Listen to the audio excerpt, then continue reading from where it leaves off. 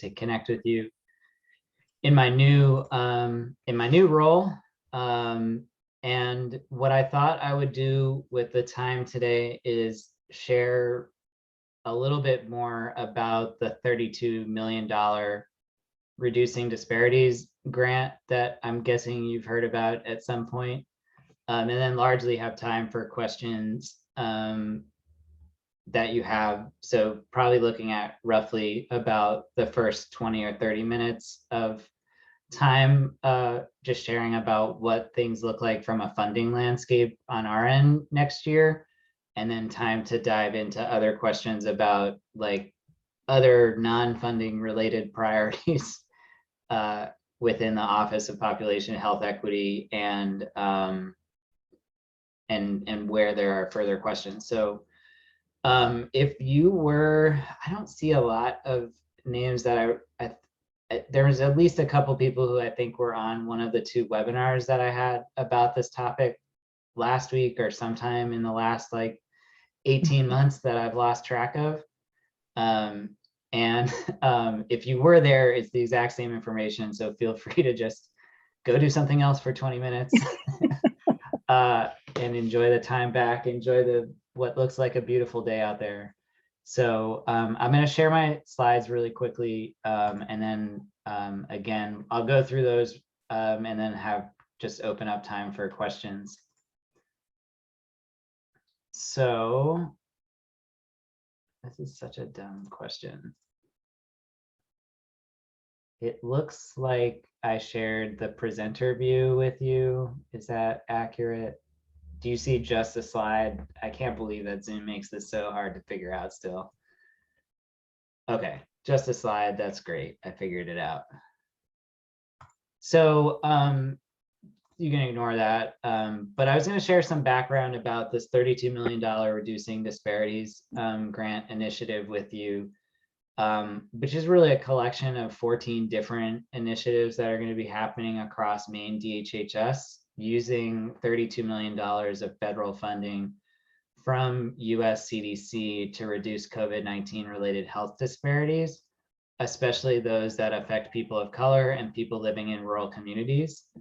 I will share very clearly at the beginning of this, because I get the question a lot of times, is that this framework is something that is part of the national initiative. It was not something that we came up with. So the US CDC has taken this $32 million award and told us that of that $32 million, you must use approximately half to address rural disparities, and the other half to address other disparities. So I would just say it's kind of a unique fit. It doesn't fit exactly with the different structures that exist here. So it's not like a perfect alignment with like the future of what the Office of Population Health Equity is going to look like, because we also have an Office of Rural Health and Primary Care, which will continue to guide a lot of CDC's work in rural communities. So I just wanted to start with that because it's kind of an interesting framework to start with, and one that nobody else has ever brought together other than in this initiative. We're excited to see what we learn based on the combination of rural and racial and ethnic disparities, but recognize that many of the root causes that contribute to those disparities, both here in Maine and nationally, are different. So there's a link in this slide if you want to know more about the federal award. There's more information there. Why is Maine doing this, and why is the US CDC doing this? I'm guessing that you are very well aware of this information, but people of color and people living in rural communities have disproportionate rates of chronic diseases that increase severity for COVID-19 and face unique barriers in accessing testing, treatment, and vaccination. In order for us to see something different here, we're going to have to work differently than we have before, because ultimately these disparities are linked to complex, widespread, and longstanding health and social inequities, of which COVID-19 is really more of like a symptom and not the final illness. So when we think about this grant, DHHS is really really trying to use this $32 million grant to address root causes of disparities in rural communities and among people of color in Maine. And we have other initiatives that are ensuring like that there's equity in our COVID-19 response, but we're really trying to use this initiative to focus on those root causes. Again, just context for folks here, about 9% of people in Maine, and this is likely an undercount because that's just what happens with the census, or it's not because what happens, it's way more complicated than that. But the census historically undercounts people of color, so just flagging that this is like the low end estimate of the number of people of color who are in Maine. And it's approximately 125,000 people. And I share that largely because a lot of times when we have conversations about disparities, there is a sense that because Maine has one of the whitest populations in the country, that those disparities are less significant. And I want to use this information to communicate with you that those disparities are significant, and they affect over 100,000 people in the state of Maine, not a couple hundred people in the state of Maine. So that's the intent of that slide. Rural, just as background, Maine is the most rural state in the United States. I'm not sure exactly what methodology is used to determine that. I think it's the percentage of people that live in rural places, but or it's based on land of like what counties, how much of them are rural. But either way, Maine has a lot of rural communities, and just pointing out on a map where they are when we talk about rural for definitions of this grant. It follows the USDA Economic Research Service, which is connected to HRSA. We kind of use the same definitions, but when you look at a map of Maine, there are 12 counties that are completely rural. Everybody in that county is counted as living in a rural place. And then York, Cumberland, Androscoggin, and Penobscot counties have some rural communities within those counties and some urban communities under this framework. One other piece just showing racial and ethnic demographics by geography, and just again, for everybody's awareness, people of color are not only in one place in the state of Maine. So what are the disparities that we've seen?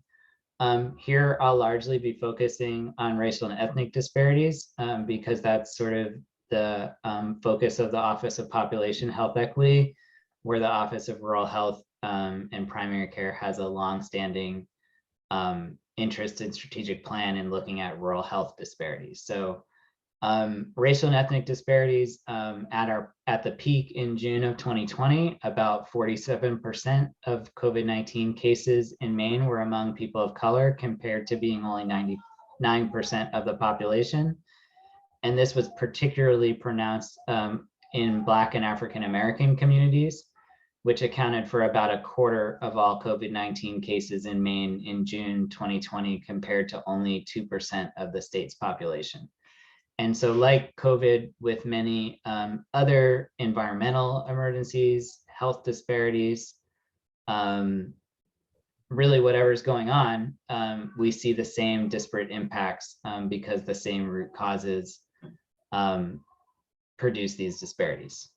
So same information, just now looking at a graph over time, we have seen that now the pandemic for the past 12 months in Maine has really shifted to affecting a largely white and largely rural group of people. That doesn't mean there aren't other people affected. That's just like at a population level where things are right now, but that has not been enough to undo the disparities. So we still have long-standing, like this couple months of disparities has not been undone at a cumulative scale by the 12 months of disproportionately white effects. So just pointing that out as well.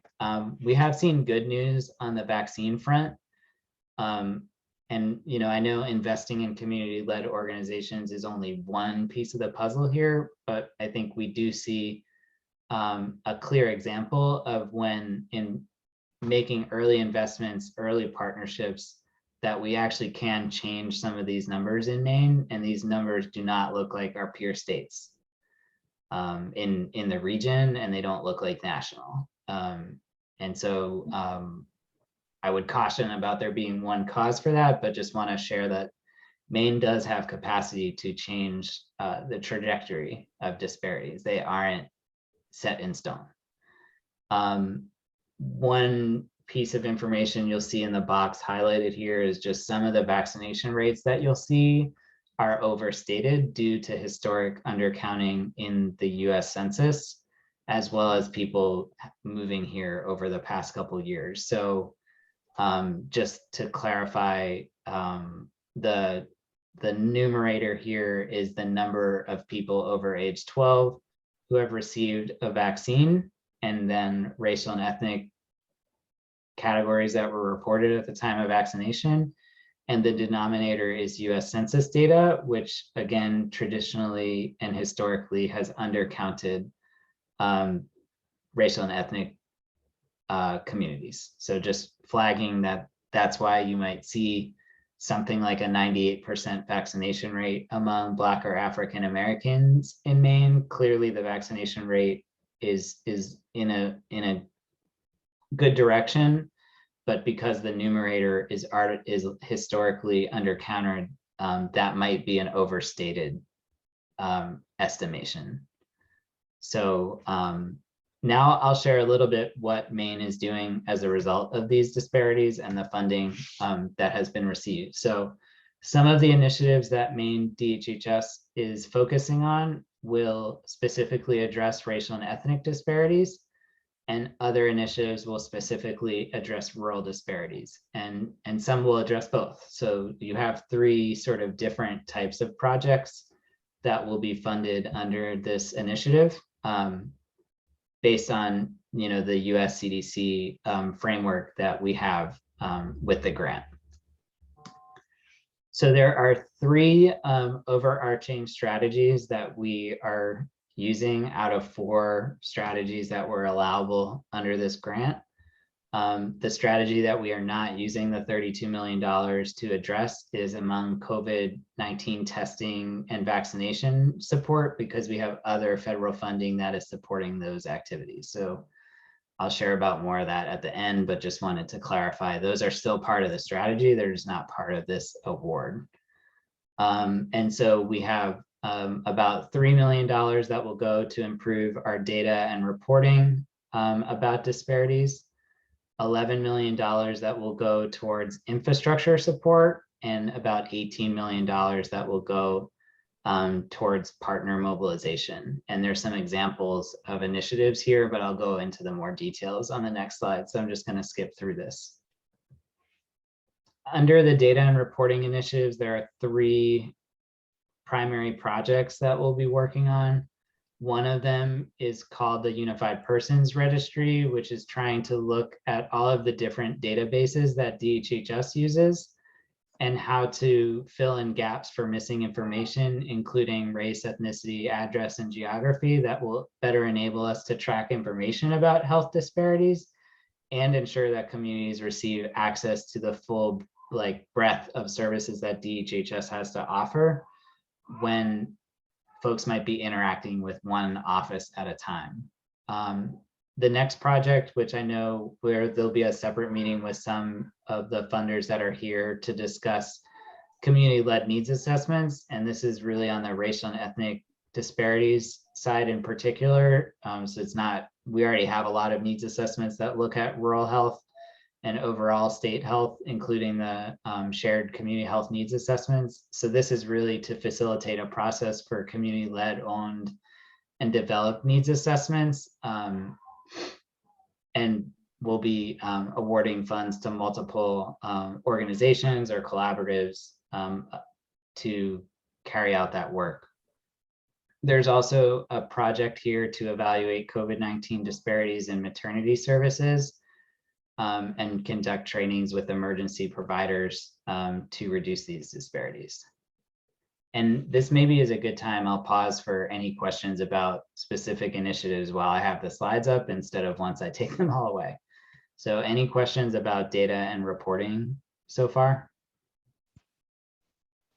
And if folks have questions, they can raise their hand or just come off mute, as we're a pretty small group today. And Ian, can we share these slides afterwards so people can reference them? Great. Okay, so not seeing any questions, I will move along. Can I actually, Ian, sure. before you do that, I have a question. Sorry about that. Yeah, absolutely. For the last one, I'm just curious how cases would be identified. Where there are disparities in maternity services, is that if someone presents with COVID and is pregnant, or is that through primary care practice or a clinic, or yeah? The way that I understand that project right now, and it's a little bit early, is that it's really a more of a whole system level review of perinatal care and maternity services. And so specifically looking at COVID-19 disparities, but really more broadly looking at racial and ethnic disparities in maternity care and perinatal care. So it would be, and then conducting some trainings where it's related to COVID-19, where there are ways to reduce those disparities in the future. But it's more broad than COVID itself, I guess, is the best way to frame it. And more of an overview of like, where does Maine stand with disparities in perinatal care? Thanks. Ian, I actually have a question too. This is Dan Coyne. On the first one about the database, how much do you envision the department making available that data for other organizations to then use to determine its own planning efforts and thinking about aligning resources for those who are maybe in the provider community, or thinking about how business could be engaged and so on?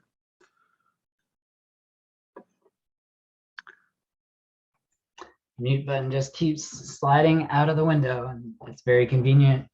But that is a really good question. I am not the lead on that project either, but I can follow up to ask. I mean, I think that like essentially what this is doing at a mechanical level is trying to create a unique identifier for each person that then gets put into multiple databases, so that when we look at DHHS as a whole, we have a way to understand like somebody that accesses Maine Care and somebody that accesses SNAP and somebody that accesses WIC, and how to tie those things together.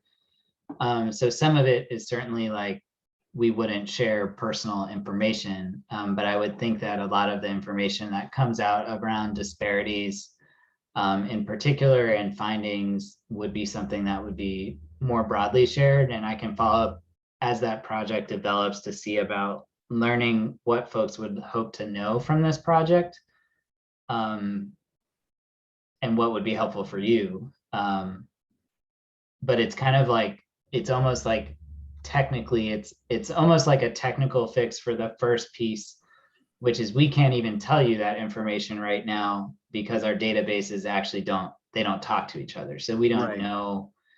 And for some of our cases, because there's different federal reporting requirements, we might have data gaps in one database because, for example, race or ethnicity might not be a required field for that database. And so we're missing it for a ton of records, but we have it on another database that we could then use that information to correct. So I hope that's a somewhat good placeholder of an answer for now. Very good. Thank you. But I'll definitely take a note and share it with our data team around, what are they expecting that they'd be able to share externally as a result of having this information, compared to whatever is being released right now, which is usually that you're going to get office by office reports and not a department-wide examination.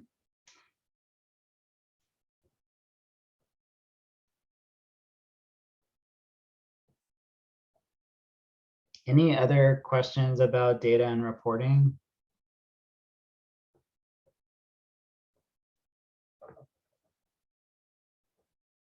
And I'm just taking a note about that so I don't forget.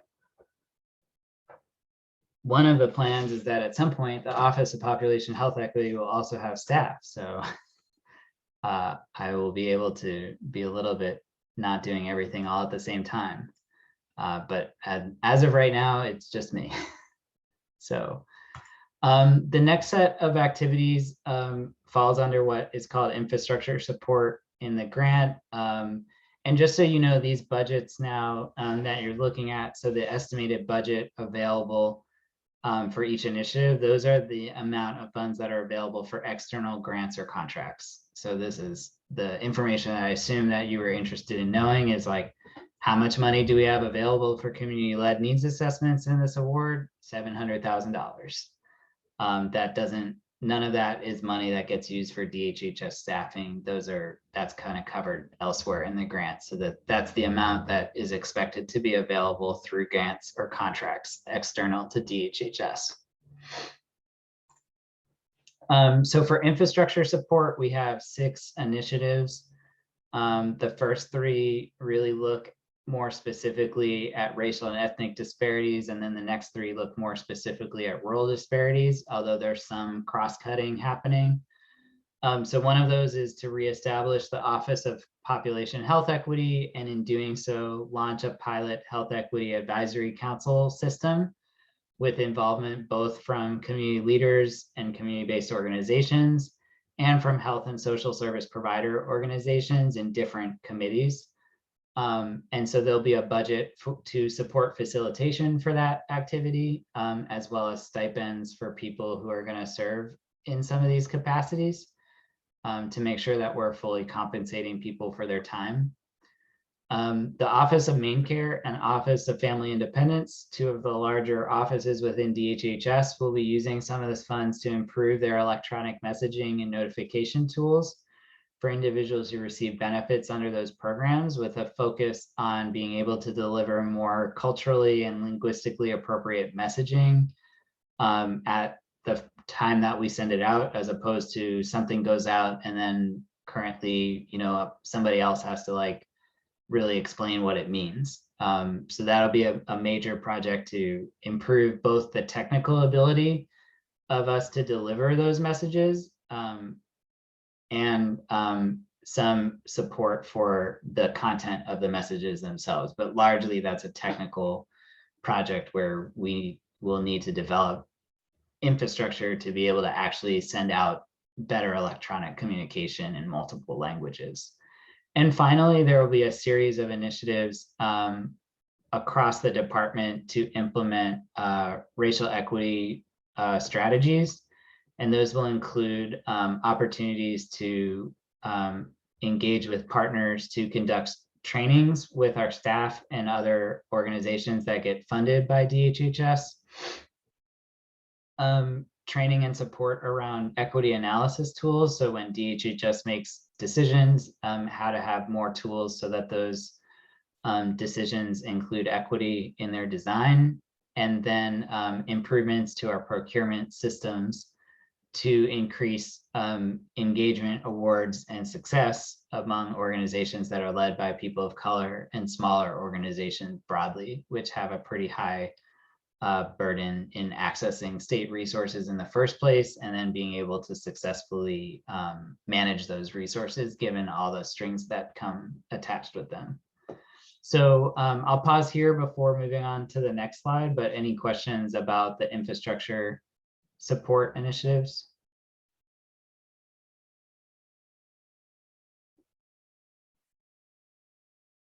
And I will certainly come back to all of this and have just a couple slides left, and then we'll open it up more broadly. On the rural side of the initiative, we have 3 projects around rural health networks and workforce development, a project with Maine EMS to support community paramedicine and systems of care coordination, and then a pilot project to pilot e-consult expansion in rural primary care and other specialty medical offices. by far the largest piece of this program is the funding that will go to support the infrastructure of our partners. And within that, the largest component will be a health equity infrastructure and technical assistance fund of approximately $10 million that will invest in both capacity building and technical assistance for community-based organizations who are currently addressing COVID-19 related health disparities, with a focus on helping ensure that there's infrastructure to advance health equity in the long term among those organizations. So this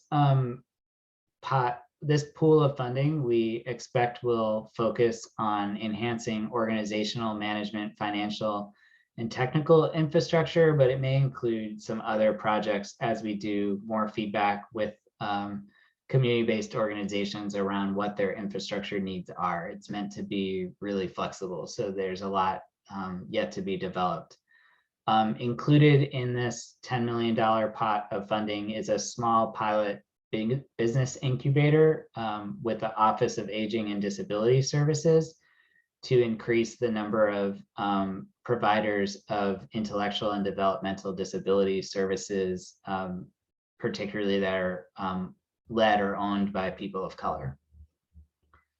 We also have an initiative to ensure that there's funding for community-based health workers in the communities that have been hit hardest by COVID-19, and to work with Maine Care to further ensure that there's community feedback in funding mechanisms and that those are sustainable. So as we sort of look at the community health worker infrastructure in Maine, there'll be some funding to ensure that community-based organizations have resources to support their development as a lot of work happens across the state to increase the use of community health workers in our public health systems. And lastly, there are some rural initiatives focused at our rural partners, including the public health districts, which will receive funding to support emergency planning and public health pandemic prevention activities, a pilot project to address rural health related social needs, and some funding for school-based oral health and mental health care services in rural communities. And that's really coordination of services, not paying for the direct care itself. So what do next steps look like? Just wanted to clarify the timeline. The current award period here is, ending in May 2023. We've requested an extension for an additional year. We're hoping to know if that's going to get approved by the end of this year, so that when we go out for contracting on all of these initiatives, folks will know whether or not it's about 18 months to complete the projects, or ideally will be closer to 2.5 years. We will be having a lot of different stakeholder engagement opportunities for each of the initiatives. So at this point, we're really looking to do feedback with organizations on an initiative by initiative basis, as opposed to talking about everything all at once. Nothing has really gone out the door for procurement here, with the exception of some of the funds to Maine EMS has already been transmitted, but largely we're talking about procurement processes that will happen, that will not be announced until 2022, and that will happen in the first several months of the year. And at the time being, any questions that you have about all of the initiatives can go to me. And then if there's somebody more appropriate to talk with, as we have more project managers join our staff, I can get you to the right person. But at the time being, I'm the best one. And then I wanted to just quickly share, so where are we at for final funding overview? So we just talked about this $32 million grant, of which $16 million has to be used for rural activities as described by US CDC. None of that money has really been allocated yet. It all will be allocated in 2022. And then we also have a large amount of funding that has already gone out for social supports and vaccine equity. Approximately $8 million has been allocated so far since spring of 2020, and there's another $5 million that will go out in 2022. for those programs, and then they will likely end at the end of 2022, pending a lot of future developments on where the pandemic goes itself. But that's the current, trajectory that they're on, based on the available funds that we have from the federal funds that have come in to support COVID response work. And so that's kind of the current landscape that we're looking at right now. And I'm going to stop sharing the slides and see what questions you have and what you'd like to talk more about.